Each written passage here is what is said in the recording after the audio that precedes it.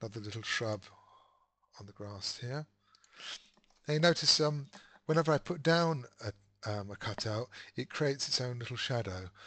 What I'm going to do is if I just double click on this, you can see this is where the raster file is, or the cutout's created, and I just want to make sure they all dock together in my styles. I've got the cutout manager there as well, and in the cutout manager it's given me an option where I can change the direction of the shadow, and I'm going to do that right now. So if I pick the button here, and there's a little bit of shadow left from the model when the model was created down here, and I'm going to use that to change the direction of the shadow. So I've got my direction there, zoom back out again, and update the selected one. We should see the shadow change here. So change here, excuse me. So let's update it, and yes, the shadow does change, and you can see that. And let's pop down a line of trees, and we'll do it to about here. And again, we'll let the shadows regenerate and they're cast their shadows across here. Just coming up now, and there they are. Put down a shrub. Have some people. So put one here.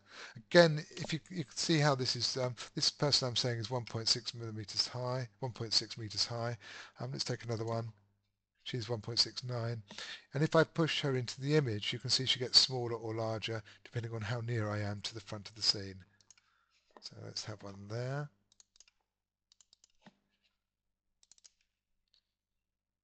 Another one there. One up the top here.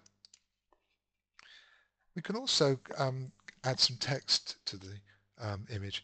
And what I'm doing, I'm using a tangential setting here for the text, so the text lays flat on any surface I'm going to put it on. I'm going to put a reserve sign just there, and we're going to put a car in the scene in a moment. We'll do reflections as well in a moment as well. Let's add a tangential piece of text, but this time we can make our text 3D, and I've said give it a thickness of 100 millimeters.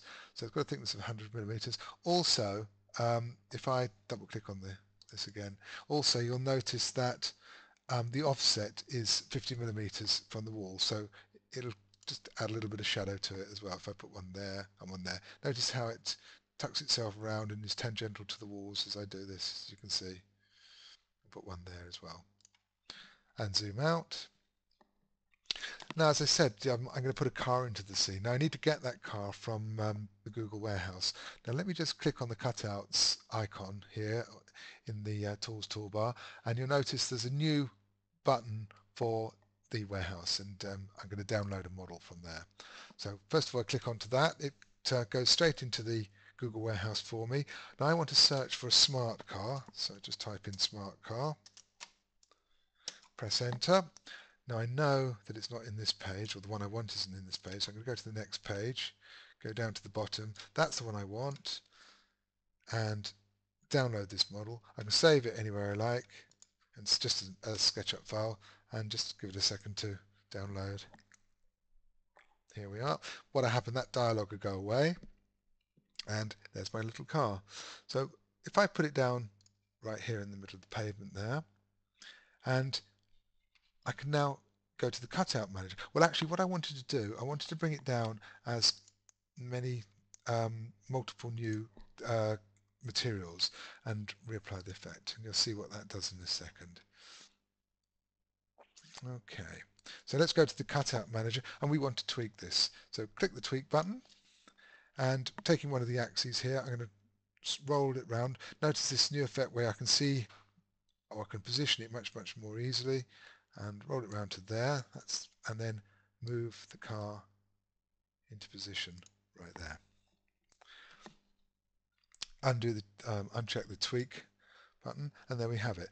Now I finished the coloured image, and what I need to do is I just need to tidy up a few shadows. Let's just put that back to a brush. I need to tidy up a few shadows, so I'm going to do an update all of the shadows here, and that will clear the shadows off the car because of the order I placed the cutouts. So while that's happening, what we're going to do next is we're going to take this whole scene and push it through to what we call the restore channels, and I'll show you that in a second. If I There it's all done with the shadows. If I right click on this, we've got the RGB channel, depth channel, material channel. There's the depth channel, and so we've got all these new cutouts in there. Let's have a look at the material channel. Now remember I said to you that this is just showing the materials, and I've asked for multiple new materials for the car. Well, you can see it's got several materials for glass, body, so I could change the colours if I wanted to over it. And then finally we've got these restore RGB, restore depth and restore material. Let's just show you the restore RGB. Well, it's back to where we started again.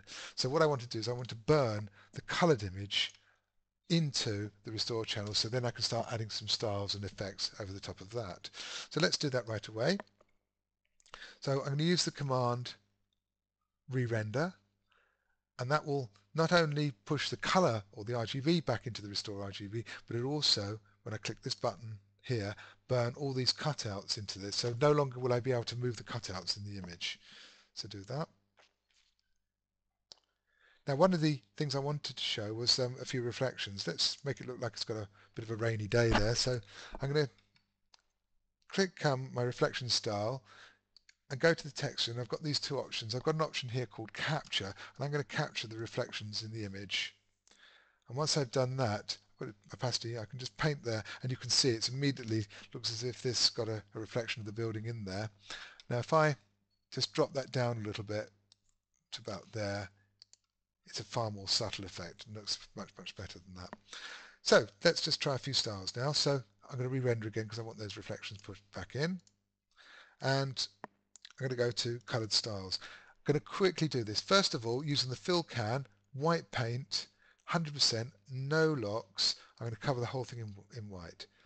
Now this is using the edge tool, or the edge effect, and again using a global fill can, black color. I'm going to put the edges onto back into the model and show them as black. And then using a filter of random, I'm going to randomly wobble the lines like so. And then finally with a raster brush, this is, you can have, we've got a round brush before we've used, you can have raster brushes as well, just a little raster file. And then I'm going to just paint with a very, very low opacity there. I'm going to turn it up just a little bit, the color back into the image.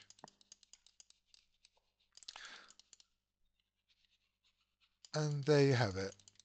One sort of photorealistic and then washed out painted effect to finish. Okay,